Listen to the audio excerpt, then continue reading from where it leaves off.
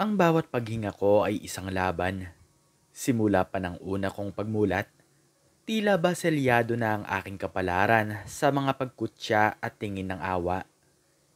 Isang mata ko'y nakasarang tuluyan, isang piring na itinakda ng tadhana, ang mga daliri ko sa magkabilang kamay, kulang, hindi kumpleto.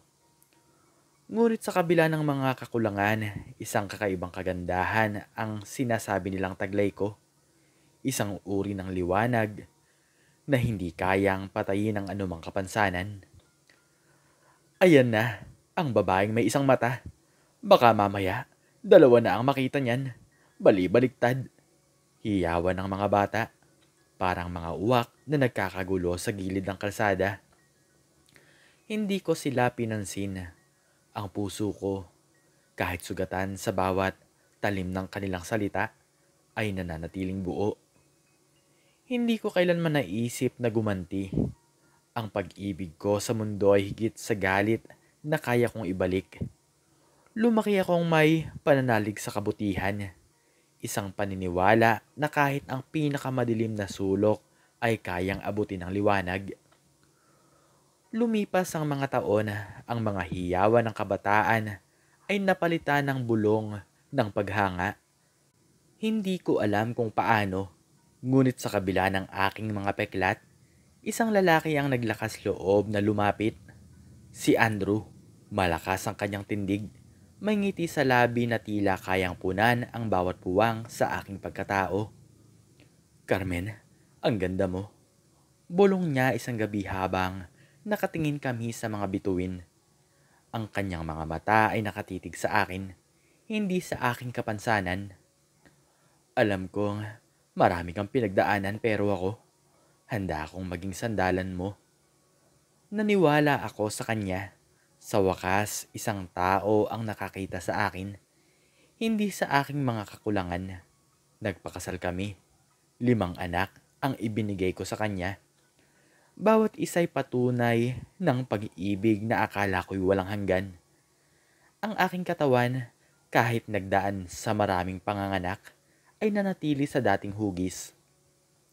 Ang mga pilat ng panganganak ay tila mga medalya ng pagiging isang ina.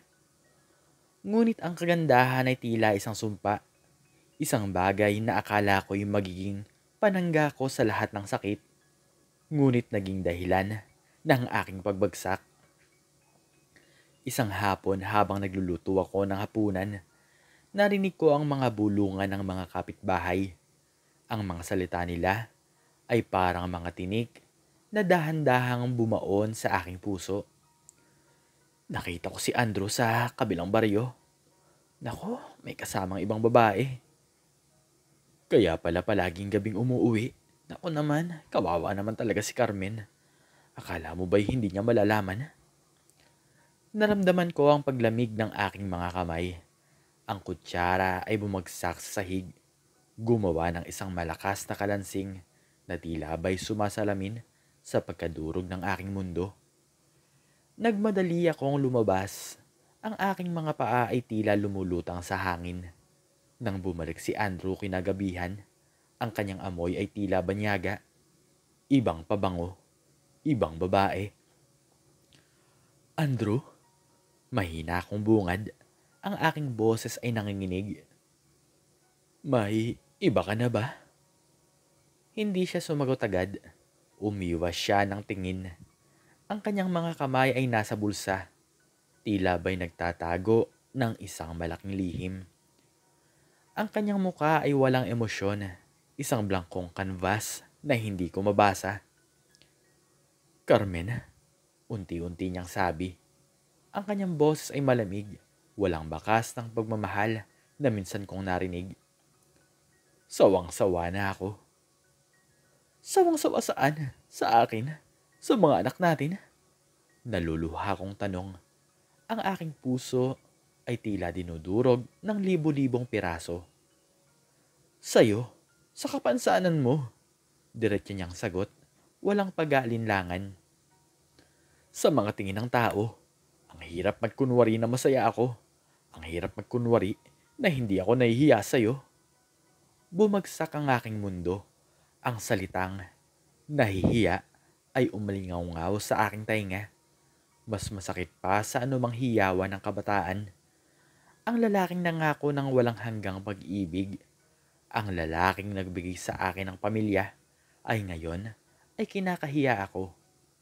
Ang aking mga luha ay umagos, mainit at tila'y nagiiwan ng apoy sa aking pisngi. Paano ang mga anak natin, Andrew? Paano kami? Ang bawat salita ay hirap na lumalabas sa aking bibig.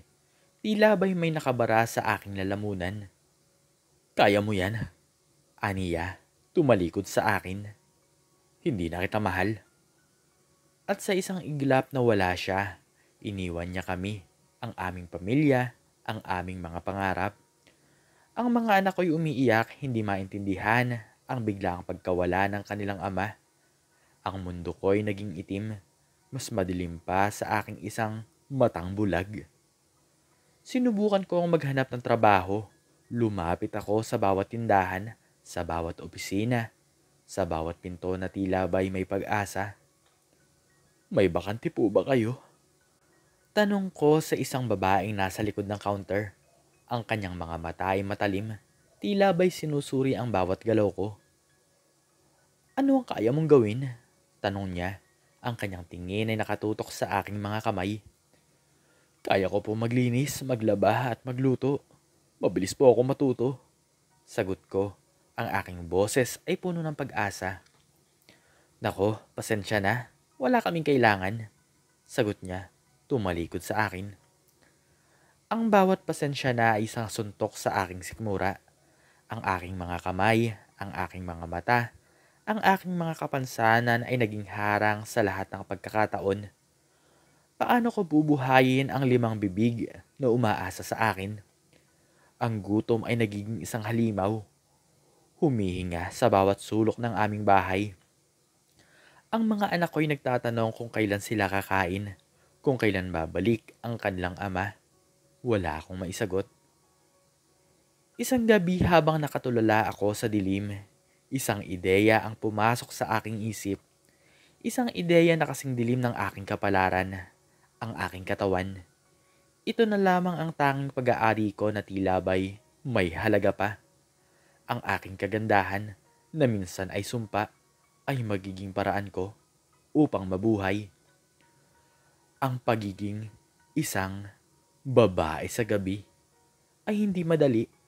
Ang bawat lalaking lumalapit ay tila ba'y isang piraso ng aking kaluluwa na unti-unting kinukuha.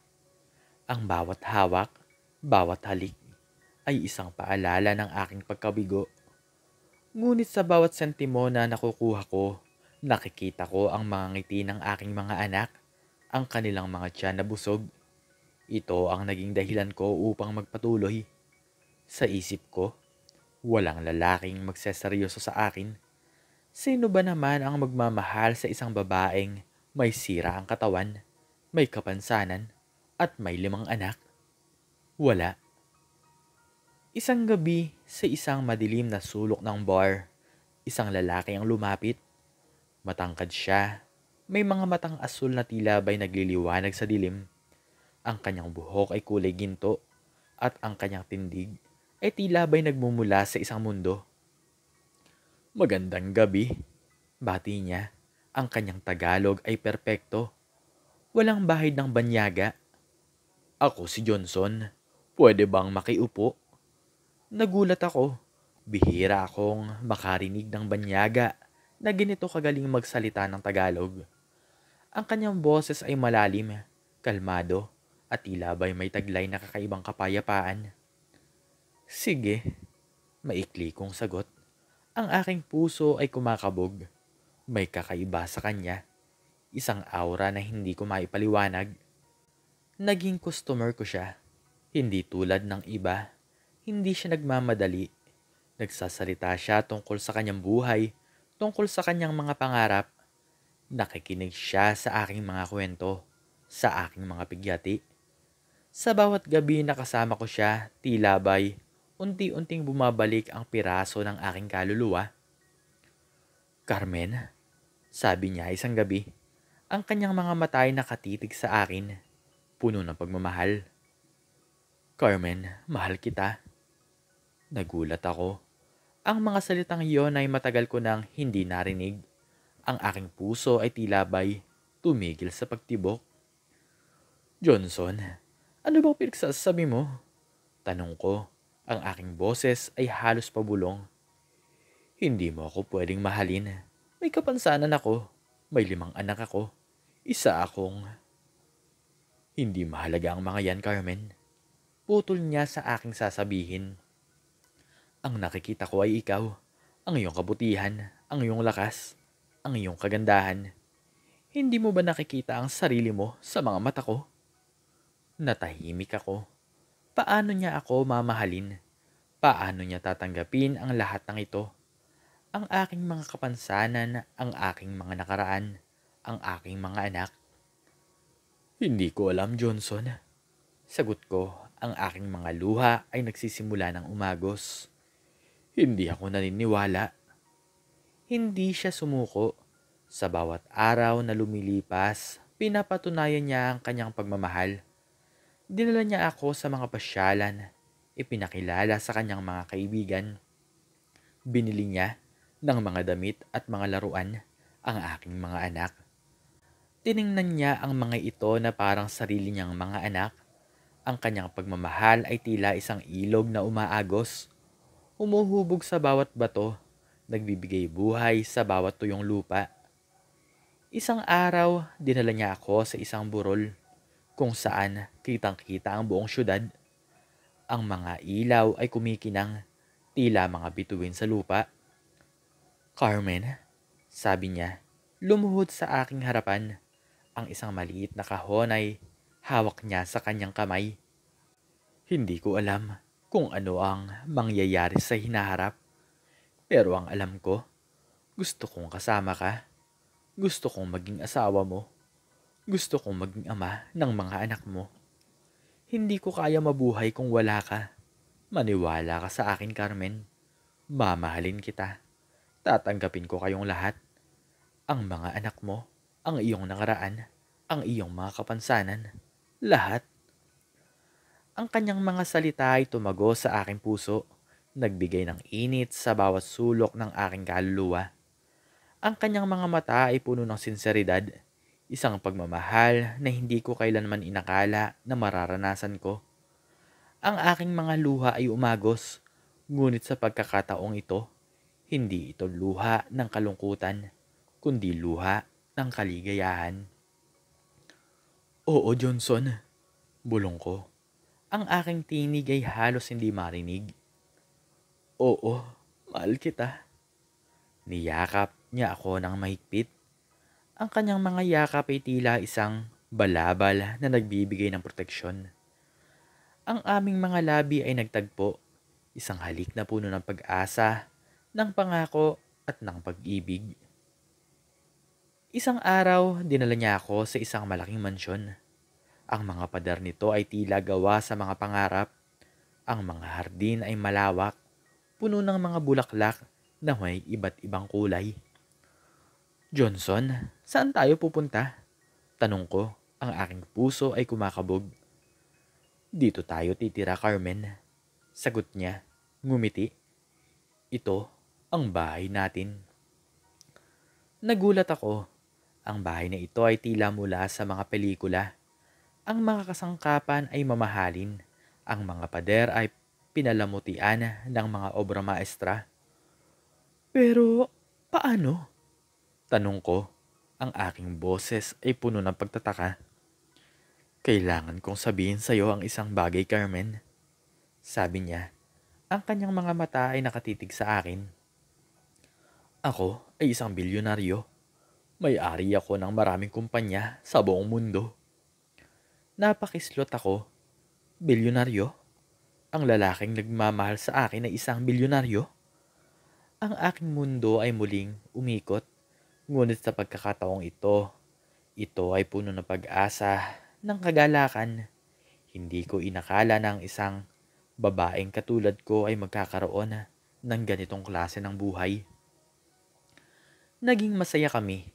Ang aking mga anak ay lumaki sa isang mundo na puno ng pagmamahal, ng pag-aaruga ng pagkakataon. Si Johnson ay naging isang kahangahang ama sa kanila.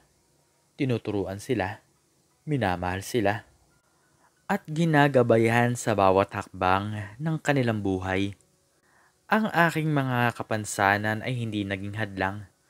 Sa mga mata ni Johnson, ako ay perpekto. Isang obra maestra na nilikha ng Diyos. Isang araw habang nasa isang luxury mall kami, namimili ng mga gamit para sa aming mga anak, nakita ko siya. Si Andrew. Nakatayo siya sa isang labas ng mall. Nagtitinda ng sigarilyo. Ang kanyang muka ay pagod. Ang kanyang mga mata ay walang buhay. Ang kanyang mga damit ay gusot. Ang kanyang tindig ay tilabay. Nawawala ng lakas. Andrew? Mahina akong bulong. Ang aking puso ay kumirot. Lumingon siya. Ang kanyang mga mata ay nanlaki nang makita niya ako. Hindi niya ako nakilala kaagad. Ngunit nang magtama ang aming mga mata, nakita ko ang pagkilala sa kanyang muka at ang gulat. Carmen? Tanong niya. Ang kanyang boses ay halos pabulong. Ikaw ba yan? Ngumiti ako, isang ngiti na puno ng kapayapaan. Ako nga, Andrew. Tiningnan niya ang aking mga damit, ang aking mga alahas, ang aking mga anak na kasama ko, at si Johnson na nakahawak sa aking kamay. Nakita ko ang pagsisisi sa kanyang mga mata, ang pagkabigla sa katotohanan na ang babaeng minsan niyang kinahiya ay ngayon ay nabubuhay sa isang mundo na hindi niya kailanman naabot. Bilyonaryo ka na? Tanong niya. Ang kanyang tinig ay nanginginig. Oo, Andrew. Masaya ako. Sagot ko. Ang kanyang mga mata ay nanatili sa akin, puno ng pagsisisi. Ngunit hindi ko na naramdaman ang galit. Ang sakit na minsan niyang ibinigay ay napalitan na ng kapayapaan. Ang nakaraan ay naiwan sa likod. Mayroon na kaming sariling mga buhay. Hinawakan ni Johnson ang aking kamay. Ang kanyang mga mata ay puno ng pagmamahal. Tiningnan ko siya at nakita ko ang aking kinabukasan, ang aking pamilya, ang aking kaligayahan. Halika na, mahal, bulong ni Johnson sa akin. Hinihintay na tayo ng mga bata. Sumunod ako sa kanya. Ang aking mga paa ay magaan. Ang aking puso ay puno. Iniwan ko si Andrew sa kanyang nakaraan, sa kanyang pagsisisi. Ang buhay ay nagpatuloy at sa wakas, nahanap ko ang aking lugar sa mundo. Hindi bilang isang babaeng may kapansanan, kundi bilang isang babaeng minamahal, pinapahalagahan, at buo. Ikaw, ano ang natutunan mo sa istorya ng buhay ni Carmen? Makikicomment naman sa baba kung ano ang iyong natutunan. At hanggang dito na lamang po nagtatapos ang istorya at sana ay nagustuhan nyo to. Muli ay maraming salamat po at God bless us all.